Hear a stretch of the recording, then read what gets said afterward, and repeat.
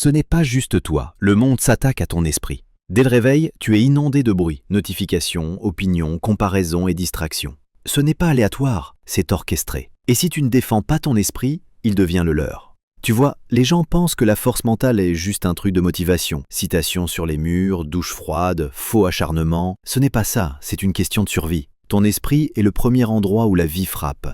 Et s'il est fragile, il s'effondrera avant même que les vrais coups n'arrivent. Imagine un soldat entrant sur le champ de bataille, sans armure, sans entraînement, sans conscience. C'est ainsi que la plupart des gens vivent chaque jour, mentalement exposés, émotionnellement fragiles et facilement brisés par la critique, les échecs ou le silence. Le pire, ils ne se rendent même pas compte qu'ils sont attaqués. Ils ont normalisé la faiblesse, choyés par le confort, piégés dans des cycles de suranalyse, accros à l'approbation, à la validation et au divertissement. Mais pas toi. Tu es ici parce qu'une partie de toi le sait. Tu as besoin d'une armure, d'une vraie armure. Développer un esprit à toute épreuve, ce n'est pas être froid, c'est être prêt.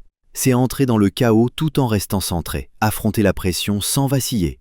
Alors devant toi, quand la vie te frappe, est-ce que tu frappes en retour ou tu te brises? Voyons ce qui distingue les esprits fragiles des esprits forgés. Resilience, unshakable belief, emotional control, anti-fragility. These aren't traits you're born with. They're earned under fire. And the people who walk around with bulletproof minds, they've bled for it. Prenons la résilience. Ce n'est pas la capacité d'éviter l'échec, c'est le refus de rester à terre.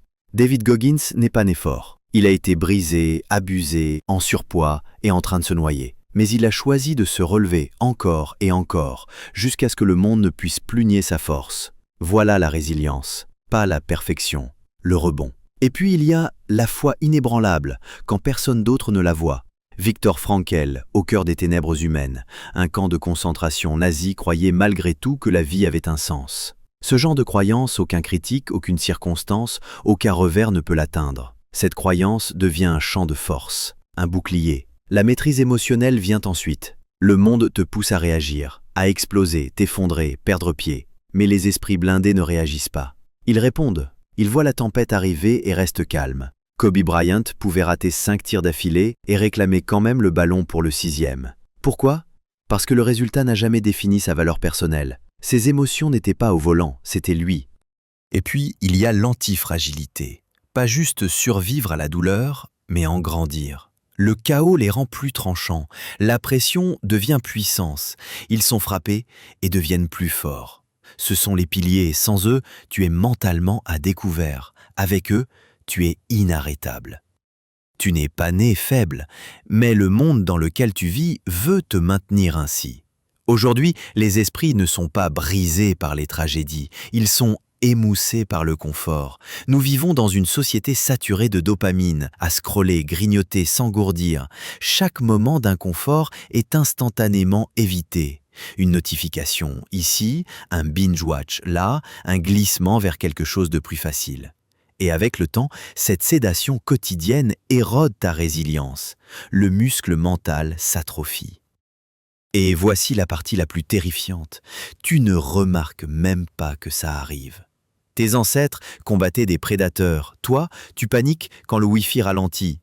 Voilà l'écart. La fragilité mentale ne crie pas, elle murmure. Elle te dit « tu es juste fatigué » quand tu évites la discipline. Elle te dit « tu commenceras demain » quand tu as peur d'échouer aujourd'hui. Elle déguise l'évitement en repos. Et plus tu l'écoutes, plus tu t'affaiblis. Regarde l'histoire de Marcus. Il a grandi dans la richesse, école privée, tuteur, zéro adversité. Sur le papier, sa vie était parfaite. Mais quand il a enfin lancé sa première entreprise et que le marché l'a frappé fort, il s'est effondré. Poursuite, critique, licenciement, la pression l'a écrasé, crise d'angoisse, isolement, doute de soi. Pourquoi? Parce qu'il n'avait jamais construit de bouclier mental. Il n'avait jamais appris à perdre, à se battre ou à affronter la friction. La vie avait adouci son chemin jusqu'à ce qu'elle ne le fasse plus. Compare cela à Maria, élevée par une mère célibataire qui travaillait 2 jobs, rejetée par toutes les écoles auxquelles elle a postulé. Elle a appris à faire durer 20 $ pendant 5 jours tout en continuant à aller en cours. La vie l'a frappée tôt, mais cette douleur est devenue une discipline. Ses échecs lui ont appris la ténacité. Alors quand les choses ont mal tourné plus tard, et c'est arrivé, elle ne s'est pas effondrée, elle s'est adaptée. Elle a tenu bon et elle a grandi. Il ne s'agit pas de privilège, il s'agit d'exposition, de répétition. Tu entraînes ton corps avec des poids, mais qui entraîne ton esprit? Si chaque moment d'inconfort est évité, tu te prives de la force que crée l'inconfort. Nous avons normalisé la faiblesse mentale parce que c'est pratique, mais la commodité est l'ennemi de la résilience. La vérité, si tu ne te places pas volontairement dans des situations qui étirent ton esprit, alors la vie le fera à ta place et tu ne seras pas prêt. Les esprits faibles ne survivent pas. Alors, demande-toi, quand as-tu choisi pour la dernière fois le chemin le plus difficile? Celui qui gratte, qui fait peur. Parce que ce chemin-là, celui que tu évites sans cesse, c'est celui qui construit la version blindée de toi. Tu veux un esprit à l'épreuve des balles? Alors arrête de traiter ton mental comme s'il était facultatif. Prête-le comme une arme. Et une arme, ça s'entretient. Comme les muscles, ton état d'esprit a besoin de résistance, de friction et de tension au quotidien. Et voici la vérité. Les esprits les plus forts ne se lèvent pas avec de la motivation. Ils se lèvent avec du rituel. Limuézin tient. Demé. Agneau. Accepte l'inconfort au quotidien.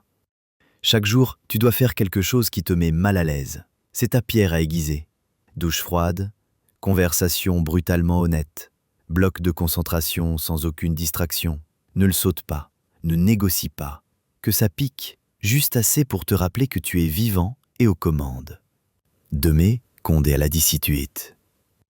Entraîne ton temps de réaction émotionnelle. Voilà où la plupart échouent.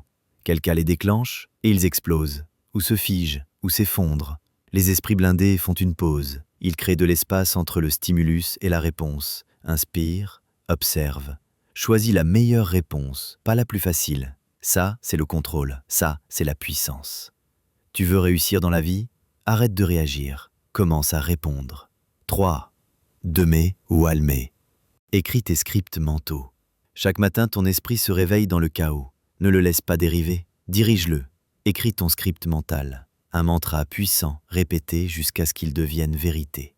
Exemple, je contrôle mes pensées, elles ne me contrôlent pas.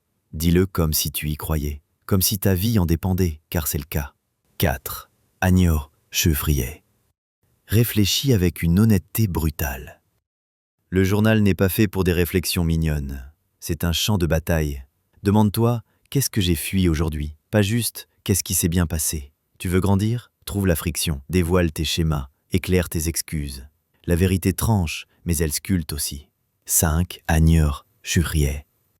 Fixe des objectifs audacieux, pas des objectifs sûrs. Si tes objectifs ne te font pas peur, ils ne te feront pas grandir. Que ça fasse un peu mal, voilà l'état d'esprit. La salle fait mal. Affronter la vérité fait mal. Dépasser ses limites fait mal. Mais tu choisis, souffrir maintenant ou regretter plus tard. Choisis ta douleur. Ces 5 habitudes ne sont pas glamour. Elles ne sont pas virales, mais elles forment les fondations de ton armure intérieure. Rituel après rituel, tu durcis. Brique après brique, tu construis une forteresse. Le monde t'a menti. Il t'a dit que la douleur était quelque chose à éviter, quelque chose de honteux, quelque chose de...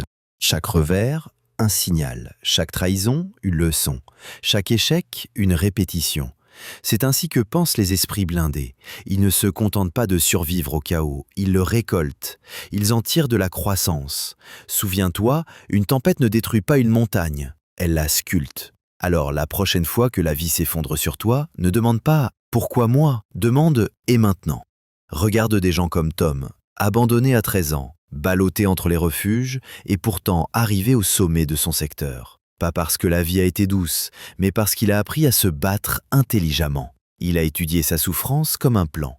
Il ne l'a pas anesthésiée, il l'a disséquée. Et ce qu'il a découvert, ce n'était pas de la faiblesse, c'était du carburant. Le chaos t'offre 2 choix, devenir une victime ou une arme. La différence, l'interprétation. Les esprits blindés savent que l'histoire qu'on se raconte pendant la douleur est plus importante que la douleur elle-même. Tu peux dire « ça m'a brisé » ou bien « ça m'a construit » et les 2 seront vrais, selon le chemin que tu choisis. Transforme la douleur en but. Voilà comment on gagne. Mettons les choses au clair. La force mentale, ce n'est pas juste la paix intérieure, c'est une guerre mentale. Tu ne combats pas seulement la peur, tu combats les mensonges, la critique, la comparaison. Cette voix intérieure qui te dit que tu n'es pas assez bien, Et pour gagner, tu as besoin de psychologie de rue, des tactiques brutes et directes qui percent le bruit. Le doute, ne discute pas avec lui, dépasse-le. Quand ton cerveau murmure « tu n'es pas prêt », réponds avec de l'action. Ne négocie pas avec l'insécurité, noie-la dans les résultats. Les critiques, comprends ceci, la critique est une projection. Les gens ne lancent des pierres que depuis l'endroit où ils sont coincés. Les esprits blindés ne se mettent pas sur la défensive, ils analysent. Qu'est-ce que ça dit d'eux? Qu'est-ce que ça révèle sur moi? Utilise-la comme donnée, pas comme une arme. Les excuses, ce sont des mensonges déguisés. Elles semblent raisonnables, logiques, même protectrices. Mais ce sont les cordons de velours qui te gardent petit. Apprends à les entendre comme une langue étrangère. Quand tu dis « je suis trop fatigué », traduis-le par « je choisis le confort plutôt que la croissance ». Une fois la vérité exposée, le mensonge perd son pouvoir. Et souviens-toi, c'est toi qui nourris ton algorithme mental. Ce que tu regardes, écoutes, scrolles, façonne ta voix intérieure. Choisis-le comme si ta vie en dépendait, car c'est le cas.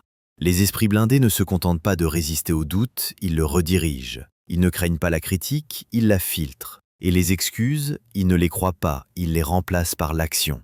La guerre est quotidienne, et l'ennemi vit souvent dans ta tête, alors déjoue-le, dépasse-le. Oublie les affirmations, oublie les beaux discours, tu ne construis pas un esprit blindé en te mentant, tu le construis en te faisant face. Brut, sans filtre, pas d'excuses, pas d'atténuation, juste la vérité, et le miroir est le seul endroit où cette vérité commence. La plupart des gens voient dans le miroir ce qu'ils veulent voir. Les gagnants, ils voient ce qui est vraiment là, pas juste l'image, mais les habitudes, la faiblesse, la fuite, les séances manquées, la confiance factice et la peur déguisée en logique. Ils ne bronchent pas, ils l'analysent. L'honnêteté brutale envers soi n'est pas de la haine de soi, c'est du respect de soi. Elle dit « je mérite qu'on me dise la vérité ». Cela ne veut pas dire se démolir, mais ne pas se donner d'excuses. Tu veux te renforcer? Pose-toi les vraies questions. Qu'ai-je évité aujourd'hui que j'aurais dû affronter? Où est-ce que je me suis menti à moi-même? Est-ce que j'agis par peur ou par but profond?